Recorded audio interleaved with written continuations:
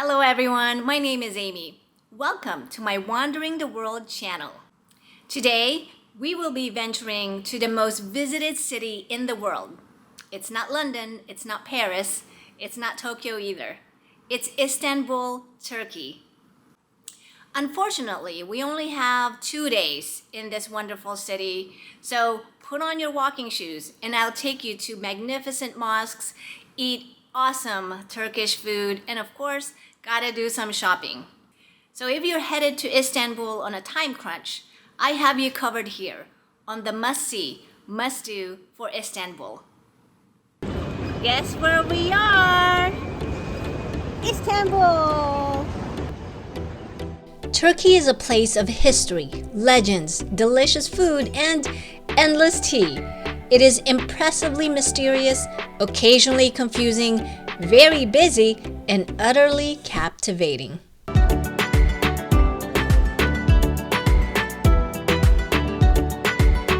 Located both in Western Asia and Southeastern Europe, Turkey is bordered by 8 countries.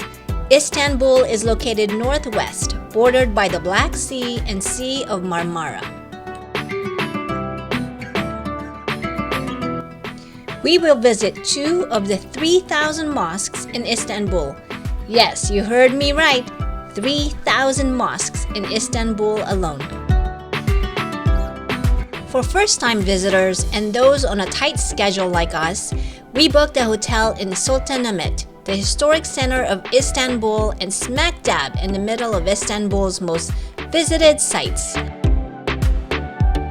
We arrived in an afternoon and immediately proceeded to check into our hotel, the Magnora Palace Hotel, which is a mere 4-minute walk to the Hagia Sophia.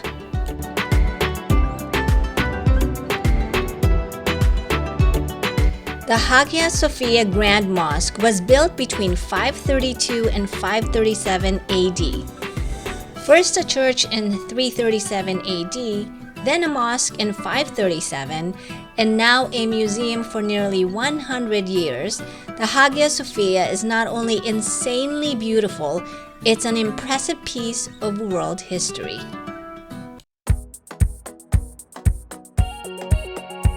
It is open 24 hours a day, and even during nighttime, there's still quite a bit of visitors to the mosque.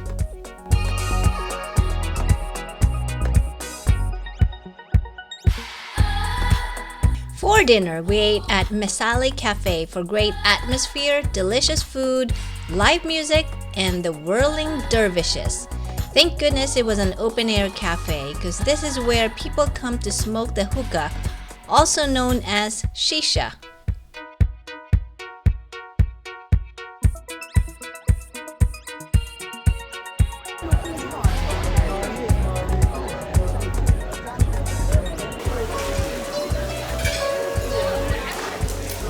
The whirling dervishes, it's a dance art that has been practiced since the 13th century.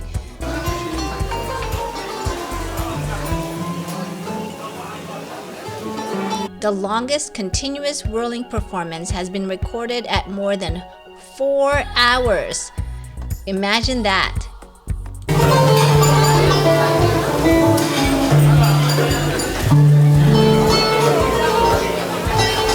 And after dinner, we went to do some shopping at nearby Arasta Bazaar.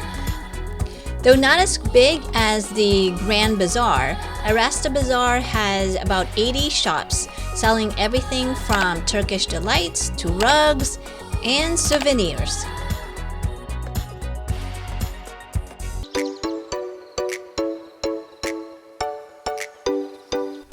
The best way to kick off our second day in Istanbul is with a classic Turkish breakfast, made up of many different spreads and breads along with olives, several cheeses, honey, eggs, and copious amounts of tea.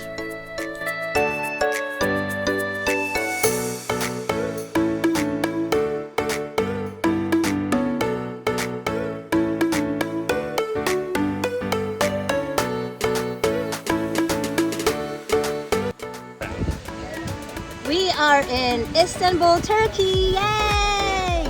Behind behind us is the Blue Mosque. Blue Mosque. We were there really early in the morning because it gets really crowded. And we are at the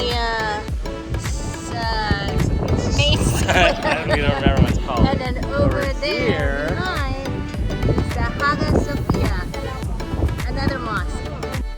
As one of the most famous attractions in Turkey, the Blue Mosque is nearly always crowded. The earlier you get there, the better. And with only 2 days in Istanbul, an early start is a great idea anyway. We arrived when it opened at 9 a.m.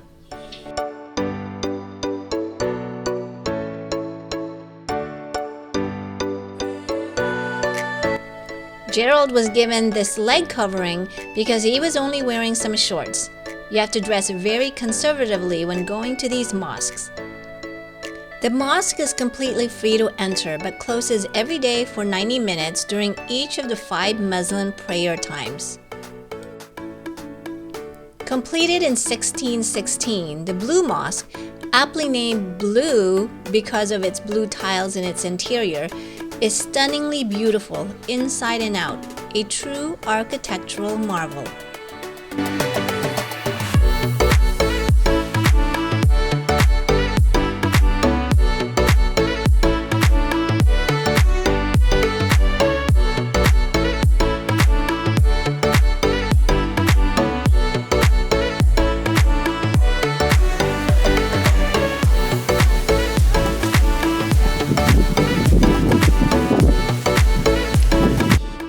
Also in the Sultanahmet Square is this Egyptian obelisk called Obelisk of Theodosius.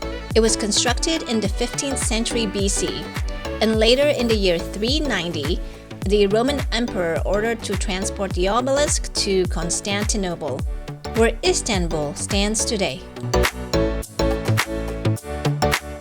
Next up, we're going to take the train across the Bosphorus Strait and climb up the Galata Tower.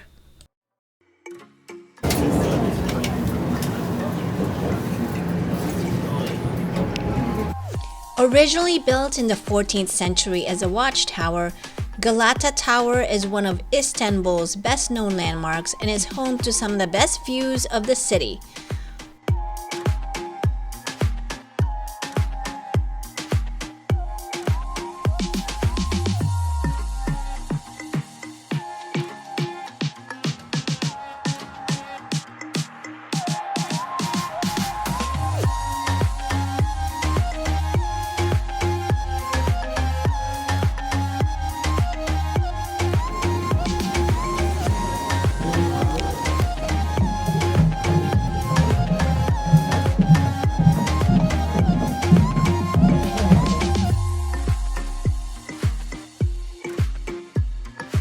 The neighborhood surrounding Galata Tower is so beautiful, full of cobblestone streets, tiny restaurants, and souvenir shops. We took a break and had some authentic Turkish coffee and the famous San Sebastian cheesecake.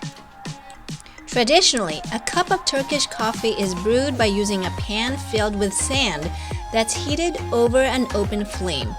The sand-filled pan allows for total control over the heat. The sand creates an even heat and the coffee foams to the top almost immediately. The coffee grounds quickly settle to the bottom, making for a strong, thick cup of coffee.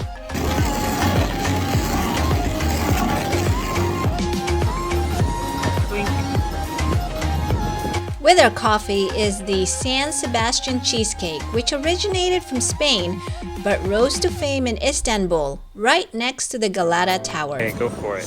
I'm about to dig into this decadent chocolate covered cheesecake.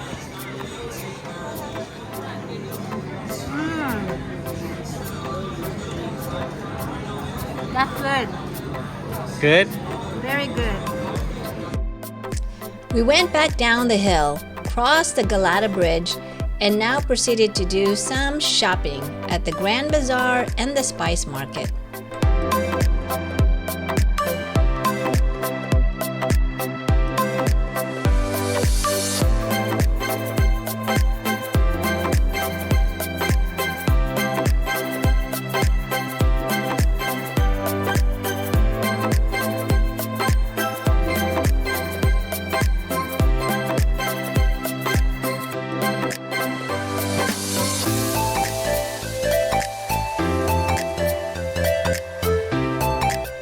the Spice Market, and the Grand Bazaar, and not to mention the shops in between, will take hours to wander.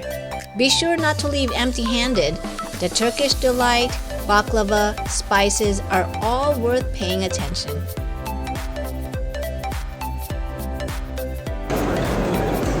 You have a corridor of shops and another corridor of shops.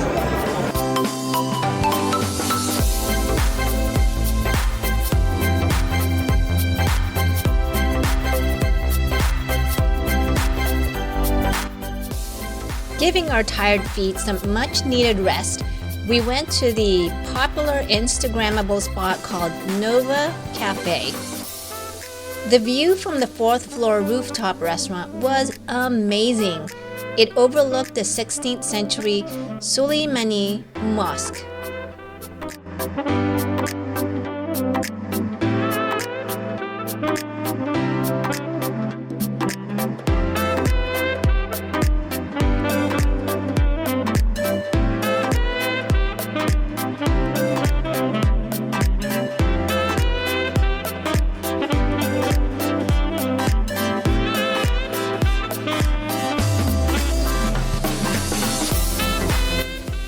Last dinner in Istanbul, we went to highly recommended Old Ottoman restaurant who specializes in the authentic Turkish clay pot.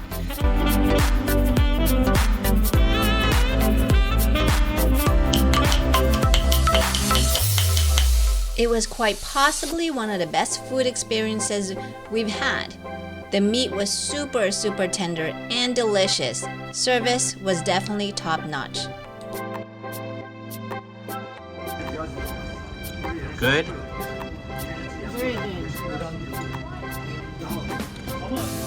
Well, that wraps up our 2-day whirlwind adventure to Istanbul. If we had more time, we would have gone to Topkapi Palace, and as a fan of author Dan Brown, I would have wanted to see Basilica Cistern as well. Gives us a reason to come back again. Evet buyur o. Bana bir tane yapsan. Come on. You gotta take it. Take please, take please.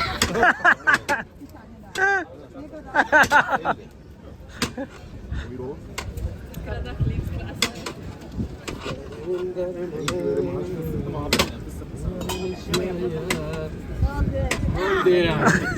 Hold on. Evet, Turkish ice.